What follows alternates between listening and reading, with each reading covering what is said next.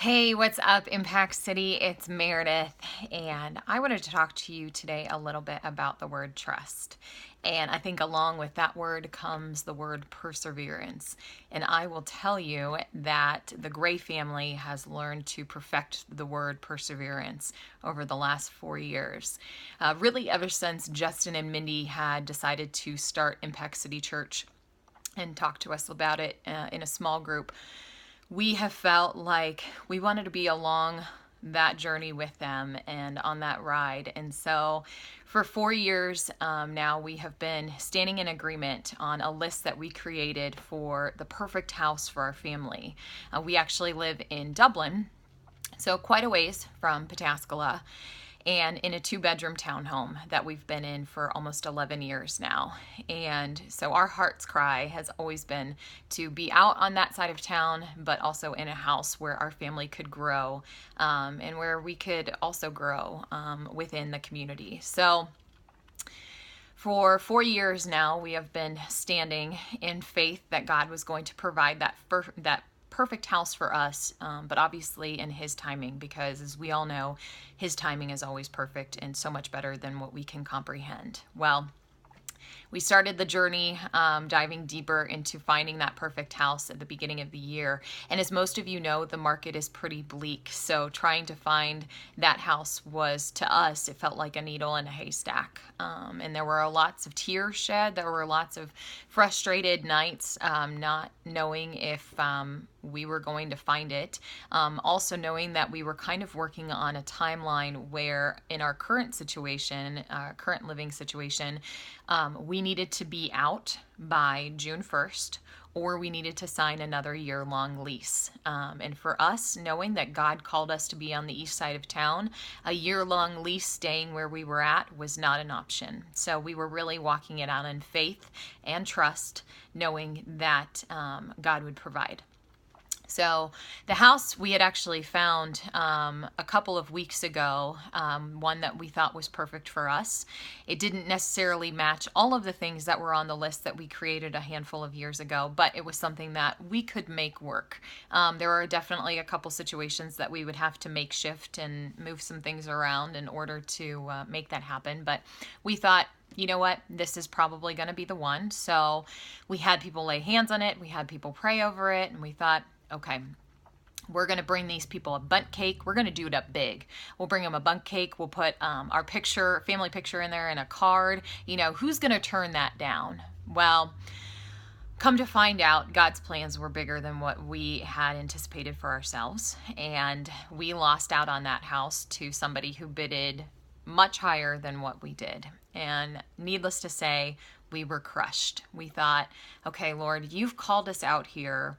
Why is this not working out? I don't understand it. You know the time frame that we're working on right now. We are trying to walk it out and trying not to lose hope, and trying not to lose faith. But this is really hard. Not knowing where you're going to end up and not knowing where you're going to live in a couple months. It was kind of scary. So just a couple of days after that had happened, there happened to be a house that opened up in the Pickerington area, so not far. And it went on the market on a Sunday, which worked out perfect because we were already on that side of town. And then what made it better was they even had an open house that day, which is almost unheard of, because houses don't stay on the market long enough to really even have an open house. So the house, we went to the open house after church, got a chance to meet the realtor. But prior to even going in the house, we had prayed and said, you know what, Lord, if this is the house that you have for us, then we're going to make it work. We want to grow wherever you plant us. So, if this is what you have for us, then help us to feel that sense of peace when we walk through the door. So, like I said, we got a chance to go in and meet the realtor.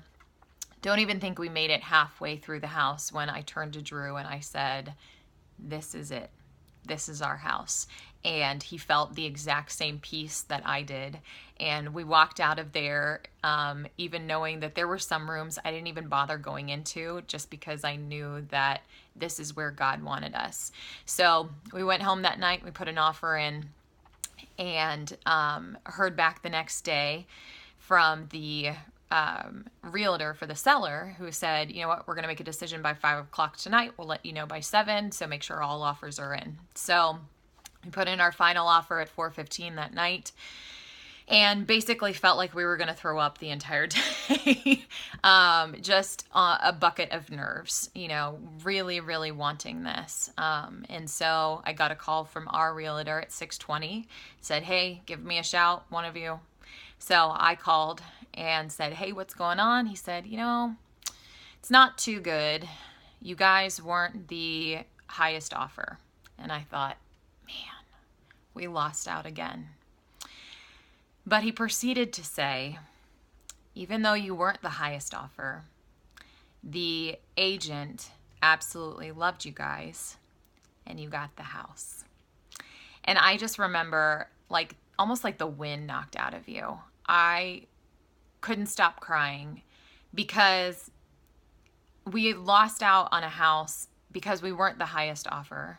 And in a market where houses are going for 10 to 20 grand over the asking price, yet this house, even though we weren't the highest offer, God had his hand all over the situation.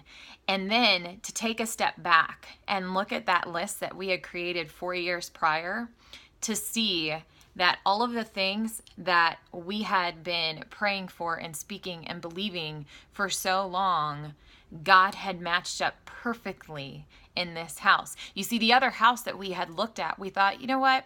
We would have to makeshift some things, but this could work. This could work. Where God was saying, hang on, because I got something so much better. I'm going to blow your mind. So just hang with me. Just walk it out.